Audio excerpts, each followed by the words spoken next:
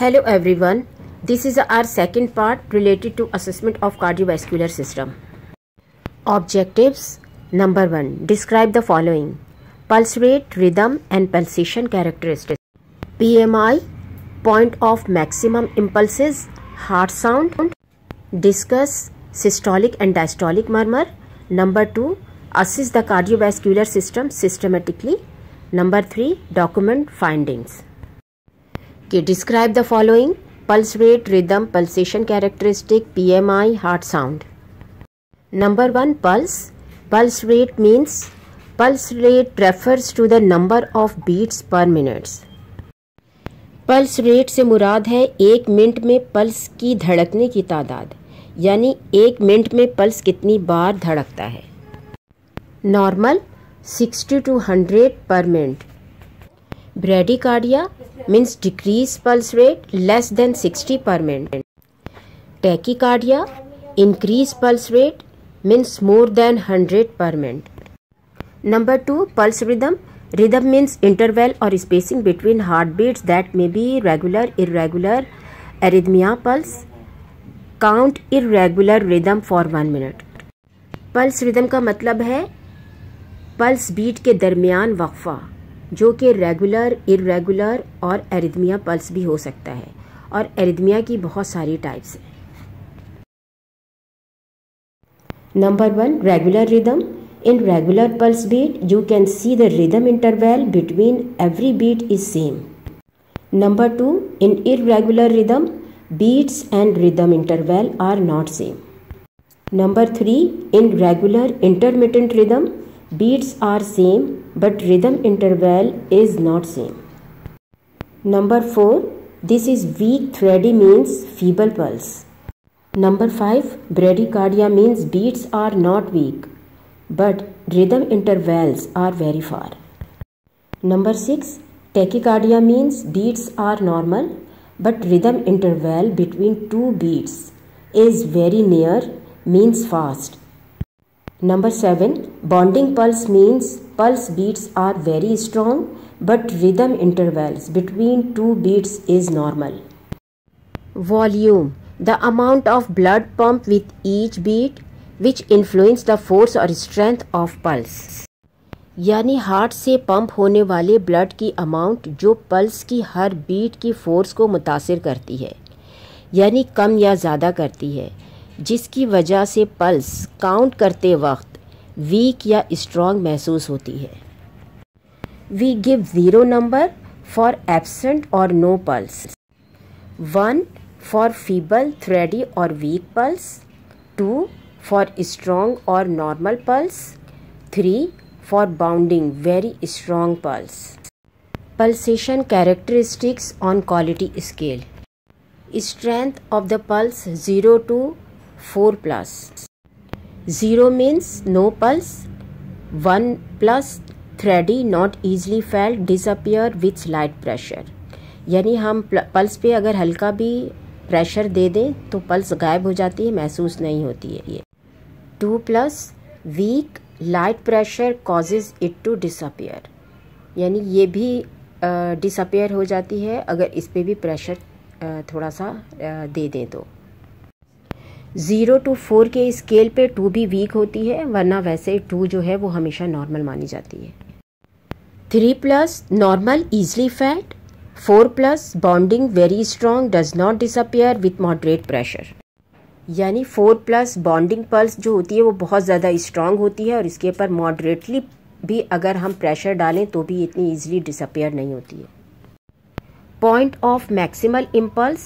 You can find point of maximal impulse at 5th intercostal space और at heart apex at just below left nipple. The point of maximal impulse is known as PMI. is located at tip of heart that can be best palpated on the chest wall. This is at the 5th intercostal space at mid-clavicular line. In children, the apex beat occur in 4th rib interspace medial to the nipple. The normal apex beat short and sharp. Abnormal findings of apex beat include aortic stenosis cause systematic hypertension, यानी systematic hypertension की वजह से, यानी blood vessels के अंदर हर वक्त blood का pressure ज़्यादा रहने की वजह से एओर्टा का एबनॉर्मली तौर पर बहुत ज़्यादा नैरो यानी पतला या बारीक हो जाना। Thrusting cause by volume overload, यानी हार्ट पर बहुत ज़्यादा ब्लड वॉल्यूम की लोड पड़ने की वजह से हार्ट बहुत ज़ोर से ब्लड वेसल्स यानी एओर्टा के थ्रू ब्लड पुश करता है। Tapping felt in mitral stenosis, यानी मिट्रल वाल्व की नैरोइंग की वजह से ये आवाज़ सुनाई देती है टैपिंग की। Tapping means to strike with a light but audible blow और blows, hit with repeated slight blows, यानी इसमें हमें ऐसी ही आवाज़ सुनाई देती है जैसे हम दरवाजे पर या टेबल पर थपथपाते हैं। Number 4, thrills transmitted heart murmurs similar to purring cat, यानी कैट्स जिस तरह से खुश होकर आवाज़ें निकालती हैं जैसे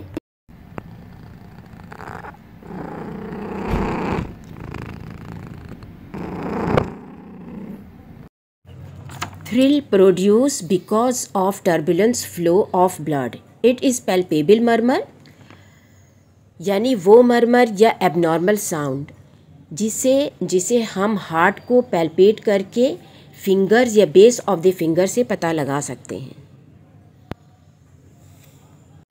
heart sound, heart sounds are the noises generated by blood flow in and out of the heart's chamber through the valves as they open and close, यानी हार्ट के चैम्बर्स के ओपन एंड क्लोज होने की वजह से blood flow के noise से heart sound produce होता है। Specifically the sounds reflects the turbulence created when the heart valves snap shut, यानी ख़ास तौर पर उस वक्त जब हार्ट के वेल्व्स बंद होते हैं तो एक टर्बुलेंट साउंड यानी हंगामा खेज या गरज वाली आवाज़ पैदा होती है। In cardiac auscultation and examiner may use a stethoscope to listen for these unique and distinct sound that produce important auditory data regarding the condition of the heart, यानी कार्डियक ऑस्कल्टेशन में एग्जामिनर स्टेथोस्कोप के ज़रिए ये unique sound सुनता है जो कि heart की इस कंडीशन में एक इम्पॉर्टेंट ऑडिटरी डेटा प्रोवाइड करता है।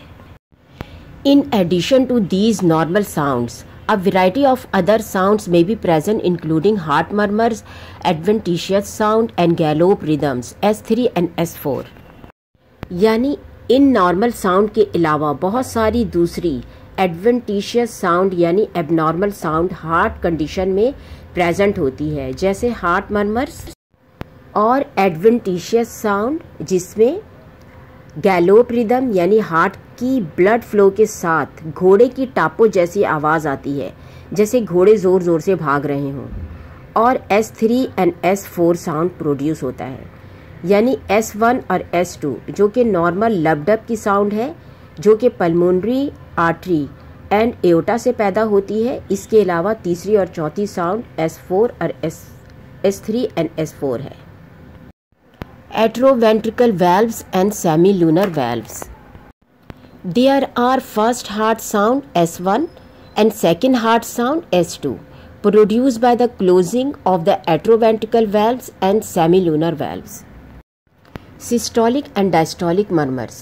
Heart murmurs are heart sound produced when blood is pumped across a heart valve and creates a sound loud enough to be heard with a stethoscope.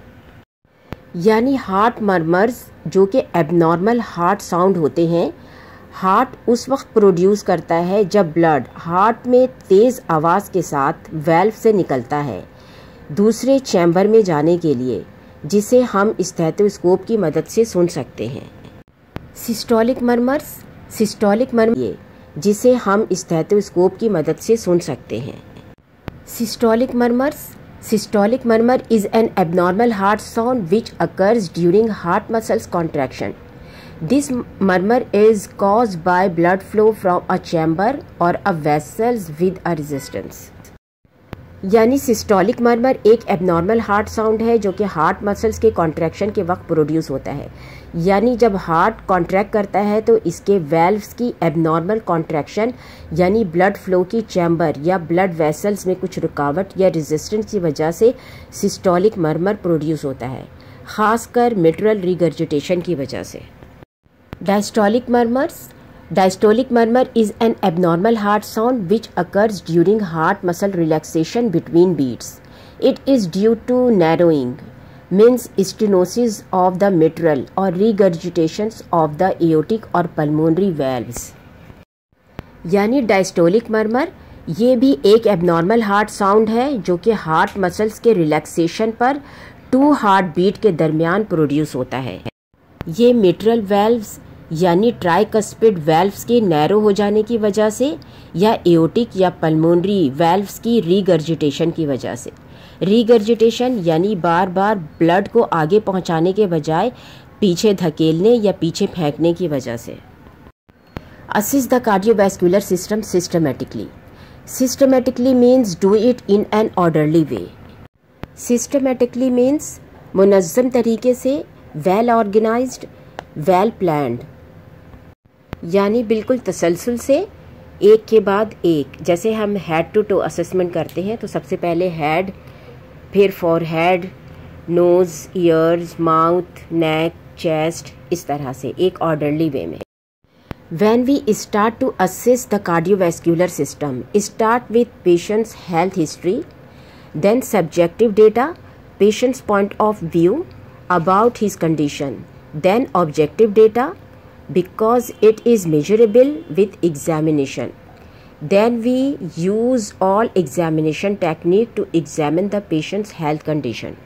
Inspection means look at the patients carefully and purposefully to check or detect for possible disease so they can be treated earlier. Palpation. Palpation is a method of feeling with the fingers or hands during physical examination. Auscultation. Listening to the patient's heart and lung sound to detect or diagnose a disease. Subjective data. Whenever you ask about any pain, especially abdominal pain, use caldera. Ask about C characteristics. Describe the intensity of pain. Types of pain. यानी pen कितना शदीद है, कम है, moderate है या severe है और किस तरह का पेन है। जैसे चुभने वाला, अचानक उठने वाला दर्द, आहिस्ता आहिस्ता बढ़ने वाला पेन, पिंच करने वाला जैसे चोटी काटती है। O onset. When does it occur? Does it come with or without exertion? यानी ये कब शुरू होता है, बहुत ज़्यादा काम करने या थक जाने के बाद, सुबह में, शाम में या किसी भी वक्त, बैठे बैठे या सोते में। L location. Where is the pain, यानी अगर पेन सीने में है तो किस तरफ है, चेस्ट के बिल्कुल बीच में, स्टर्नम के पास या साइड में, एपेक्स के पास या लेफ़्ट साइड, राइट साइड, किस तरफ पेन है। D duration. How long does it last, यानी कितनी देर तक ये पेन रहता है या ये मुसलसल पेन रहता है।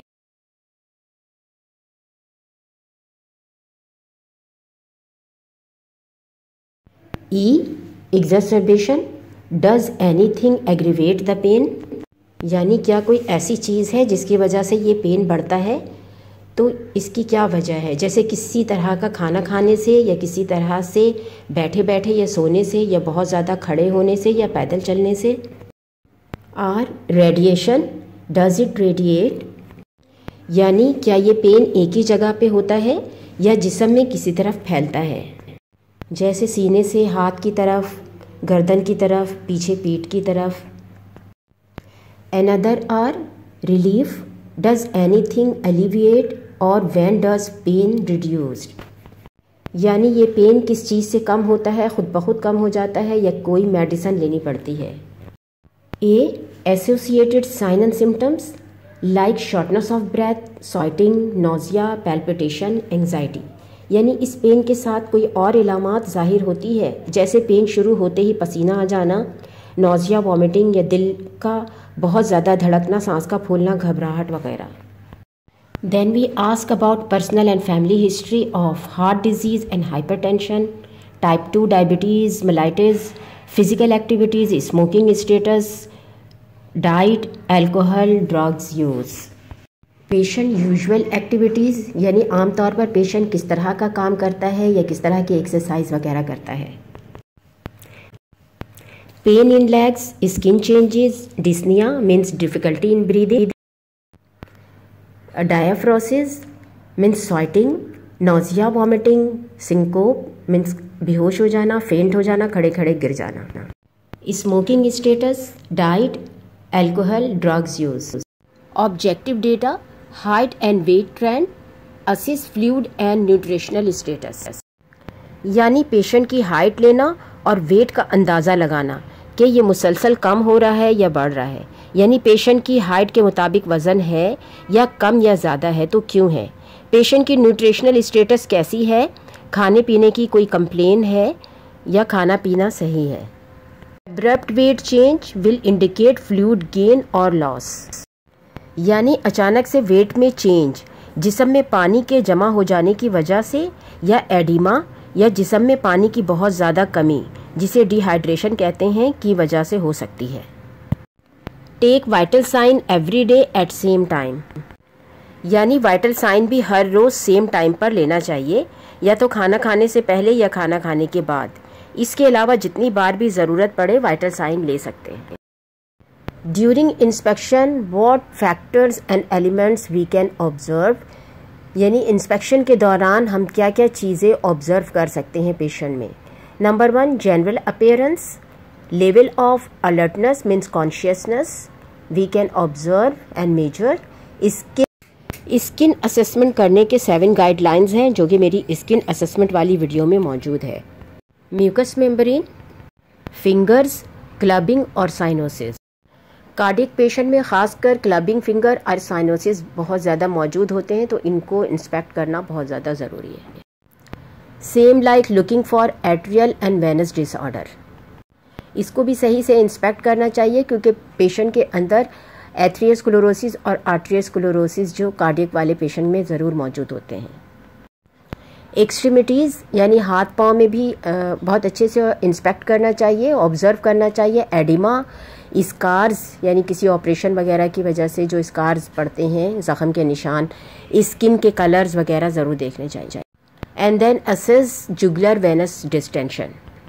जुगुलर वेनस डिस्टेंशन बहुत अच्छे से नज़र आता है अगर आप पेशेंट को 45 डिग्री के एंगल पे लेटाएं, उसको सुपाइन पोजीशन में, तो इनकी ये वाली जुगुलर वेन जो है ये साफ़ नज़र आती है, पल्सेशन करती हुई, बाकायदा फड़कती हुई नज़र आती है. और फिर इसी जुगुलर वेनस प्रेशर की जो डिस्टेंशन है इसको मेजर आता है कि ये कितनी है.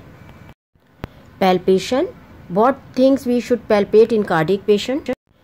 Palpate the patient's extremities to assess skin temperature, texture, turgor and oedema.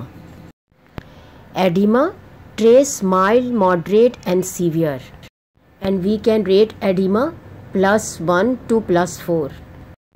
Here we should palpate 2 things. Check capillary refill by pressing the nail buds on fingers and toes and refill time also. Palpate all pulses from temporal to posterior tibial and dorsal PDS and skin temperature. Auscultation. Auscultation of heart should be done with the patients in 3 position. Heart patient में auscultation 3 तरीक़ों से करना चाहिए. Number 1 sitting up position, lying on the left side, lying on the back with the head of bed elevated 30 to 40 degree. Auscultate overall anterior chest wall, entire pericardium with zigzag manner. Zigzag तरीके से chest की तमाम anterior यानी सामने की wall जिसे हम pericardium भी कहते हैं, इस पर स्टेथोस्कोप से ऑस्कल्टेट करना होता है. Lub is equal to S1 sound, tricuspid and bicuspid valve close. Dub is equal to S2 sound, aortic and pulmonic valve close. End of systole and beginning of diastole, heart relaxed. 5 areas for listening to the heart sound. Number 1 aortic sound valve, right second intercostal space. Second, pulmonic valve, left second intercostal space. 3. Arb sounds, third intercostal space. 4th, tricuspid, left fourth intercostal space. Number 5, bicuspid mitral valve, fifth left intercostal space.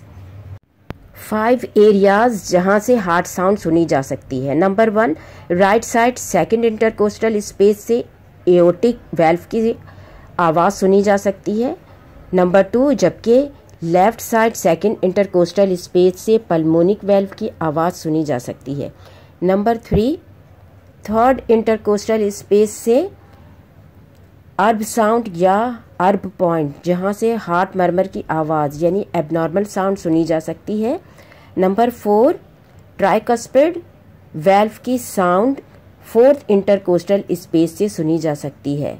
Number 5, tricuspid mitral valve की sound fifth intercostal space से सुनी जा सकती है. Document findings यानी अपने nurses notes में हमें तमाम डॉक्यूमेंट्स जो हैं एंटर करना है, तमाम चीज़ें हमें लिखनी है. Patient is alert and oriented और not, airway clear, is there respiratory difficulty, lung sound normal और congested, note for any abnormality example dyspnoea. जितनी भी नॉर्मल चीज़ें होती हैं हम उस नर्सिस नोट्स में मेंशन नहीं करते हैं. जैसे for example thorax normal shape, no masses, no tenderness, heart sound clear and strong, ये हम मेंशन नहीं करेंगे. विथ फेंट murmur between S1 and S2, तो ये हम ज़रूर मेंशन करेंगे. साउंड लाइक क्लिकिंग नॉइज़, ये भी हम करेंगे. कंप्लेंट ऑफ पेन, अगर पेशेंट को कंप्लेंट्स ऑफ पेन है, किस तरह का पेन है, ये तमाम चीज़ें हम नर्सिस नोट्स में मेंशन करेंगे. Note vital science, radial pulse, BP, temperature, respiration and history, तो ये हम ज़रूर मेंशन करेंगे. और अगर इसमें कोई एबनॉर्मलिटी होगी तो वो ज़रूर लिखेंगे. Peripheral pulses all present and strong, अगर इसमें कोई एबनॉर्मलिटी होगी किसी भी पेरिफेरल पल्सेस में तो वो हम मेंशन ज़रूर करेंगे, बट ये लिखने की ज़रूरत नहीं है. नेक वेन स्लाइटली डिस्टेंडेड है स्लाइटली, तो हम लिखेंगे. When lying down, heart rate regular and strong, हम नहीं लिखेंगे. लेकिन अगर heart rate irregular and weak होगी तो हम ज़रूर लिखेंगे. Is patient taking any heart related medication, example digoxin and Lasix, तो ये ज़रूर लिखेंगे कि पेशेंट हार्ट से रिलेटेड जो भी मेडिसिन लेता है वो ज़रूर लिखेंगे, उसके नाम लिखेंगे. ठीक है. और ख़ासकर डिजॉक्सिन और लेसिक्स लेता है तो हम ज़रूर लिखेंगे. उसकी फ्रीक्वेंसी, टाइम ड्यूरेशन, डोसेज, ये तमाम चीज़ें हम मेंशन करेंगे. इसके अलावा स्किन टर्गर गुड और पुअर, अगर पुअर है तो हम ज़रूर लिखेंगे. कलर पेल है तो हम ज़रूर लिखेंगे. पिंक लिखना नहीं लिखेंगे क्योंकि पिंक नॉर्मल होता है. वार्म एंड कोल्ड, वार्म है तो नहीं लिखेंगे. अगर कोल्ड है, बहुत ज़्यादा पेशेंट जो है टेम्परेचर है, फ्लश्ड है, तो हम ज़रूर लिखेंगे. एंड कोल्ड एंड कामी होगा तो हम लिखेंगे. ड्राई और मॉइस्ट, अगर ड्राई होगा तो ज़रूर लिखेंगे. मॉइस्ट होना चाहिए तो मॉइस्ट लिखना ज़रूरी है. एनी प्रॉब्लम्स वॉइडिंग, अगर यूरिनेशन वगैरह में कोई प्रॉब्लम है, किसी तरह की कोई चीज़ है तो हम ज़रूर लिखेंगे. नॉर्मल है तो नहीं लिखेंगे. बॉवल मूवमेंट प्रेजेंट है, लिखने की ज़रूरत नहीं है. बॉवल मूवमेंट स्लगिश है, एब्सेंट है, तो हम ज़रूर लिखेंगे. इस तरह की वीडियो के लिए मेरे चैनल को सब्सक्राइब करें, मेरी वीडियो को लाइक करें, अपने दोस्तों के साथ शेयर करें और अपनी राय का इजहार ज़रूर करें. ये मेरी रेफरेंसेस हैं. Thank you for watching.